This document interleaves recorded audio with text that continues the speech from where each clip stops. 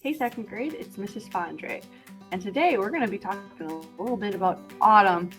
What a great season. I love fall. I know last week it kind of felt like summer with how nice the weather was, but we're back to reality here. Leaves are falling, pumpkins are out in the fields, corn is getting harvested. So, one of my favorite projects is actually this project in school we're doing right now. It's doing painted corn wreaths, okay? And we're going to talk a little bit. Here's the example I use in class. A lot going on here, all right? And this project actually takes 2 weeks to do for in-school kiddos. So this week I'm assigning this, and I'm not going to have anything new for next week because I would hope you'd work on this for maybe 2 weeks on this one, okay? So at school, you can kind of tell that I've painted this. If you look really closely, there are all sorts of blobs of different colors happening here, mostly brown, orange, and yellow.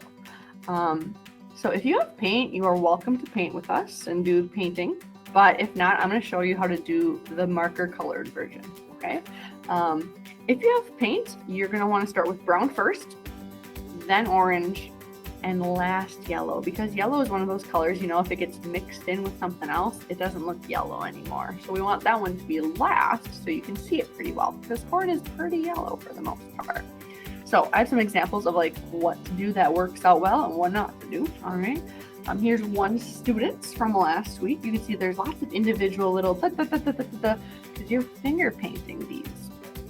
Finger painting, that's gonna get really messy at home. So make sure you have a dirty shirt on or an art smock at home and be ready to get your fingers a little dirty. Not your whole hands, just your fingertips, all right? So you'll start with brown, and then orange, and then yellow, okay? This will take a couple hours probably to dry depending on your paint. So that's why this is a 2-day lesson for kids in school. I do, however, see some paintings that turn out more like this, which you can see there's like swirlies in there where they took their fingers and just like rubbed. It doesn't have the same like corn effect as the little dots does. So try to get more dots and less smudgy. All right, so if you're painting, have fun with that one and get those fingers dirty today. All right, for everyone else who may not have paint, may not want to make paint, because I do have a paint recipe on this YouTube channel if you ever want to take a peek at that. Put those off to the side here.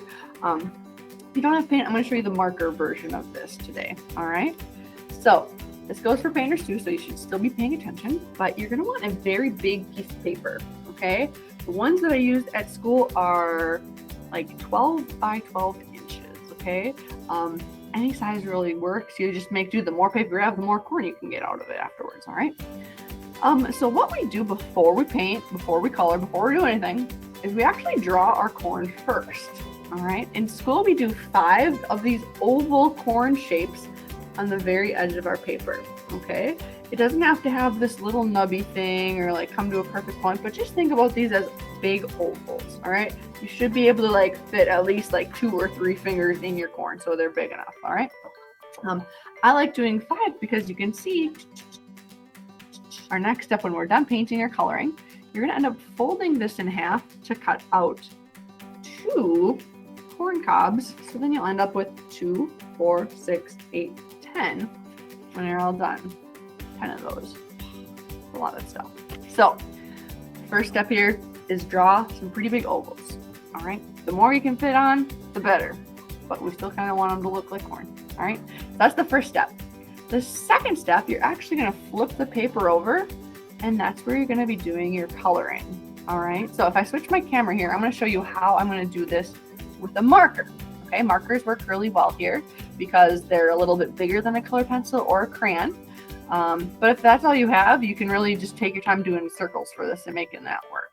All right, so let me get my paper back down. I can see what I'm doing here. Camera, back it on up because this is a big paper, like I said.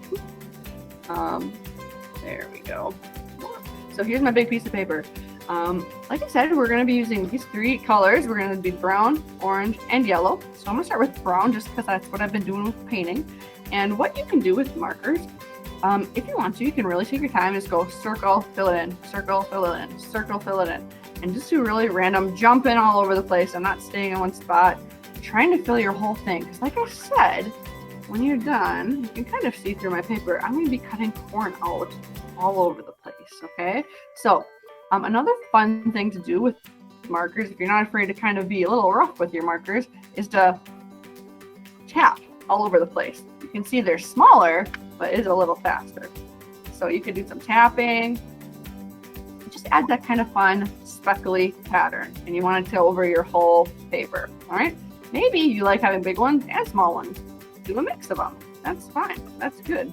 All right. I'm going to call it good for that one just because my marker cover came off, and I'm going to do again. Maybe add some big ones in here because it takes up a little bit more space that way, and I would do the whole paper. But then again, tap, tap, tap, tap, tap, tap, tap. All right. Like I said, paint is quicker, but you can take your time and do this with orange markers and all that good stuff too. All right. Let's do some yellow. All right. Again, gonna be some big spots, little spots all over the spots. I like doing lots of yellow because yellow is a really bright, fun corn color. All right. Don't these colors just scream autumn? I love it. And again, tapping all over the place, adding all that kind of fun texture.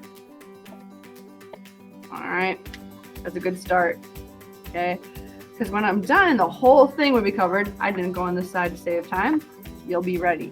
All right. Like I said, those big pieces were all covered.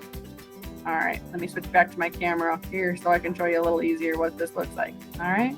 So from here, you have your whole sheet covered. It's beautiful. It's lovely. Like I said, you have your corn on the other side. So what you're going to do, you're actually, like I said, going to fold it. Okay. So you can see your corn fits on half of your paper. Like this. Okay. So then when you cut it out, you have this corn and the one on the back side. So you get double the amount of corn. It's a lot of corn. All right. So when you're all done, what we're going to end up doing, you see here on my big one, I have these green pieces of paper. If you don't have green paper, you can just color some paper green with a marker, color pencil, crayon, whatever you got. And you're going to be cutting out little slivers to kind of put behind here. All right. So you're going to get a lot of cutting workouts too, where you go snip, snip, snip, because you have to cut out all of those corn pieces and some green. So you can see on the very, very back, I have this special little thing right here. And folks at home, you're going to have to help with this one a little bit. This is just a piece of cardboard that I cut out to be like a donut. Okay. You can see from here all the backs of my green and my corn glued on top of it. All right. So when you're all done, you're able to glue it to your base, and then you'll be able to hang it up, and there's a hole in the middle. All right. I know this is not the easiest project to do at home. I'm sorry. I wish I could send everybody home with paint, but then I'd have like 100 paint cups going home. Well, for second grade, I'd probably have like 20 or 30, but that's still a lot of paint. If you would like paint though, if you really want it, I will get it to you. I will put some in the office, and the office people can get mad at me for putting paint in there. But if you want paint, please let me know. I can send home little cups. But like I said, it's a lot of paint, so it would be, I mean, I can do it. It's just going to get a little messy in the office if they dump any over accidentally. So if you have any questions, I know I went through this pretty quickly because I have a lot of steps, and I said this is going to be a 2-day project or 2-week project. So let me know if you have questions. I might even add a little bit of a bulleted list for you to kind of keep track of what we're doing because it's a lot of stuff. All right.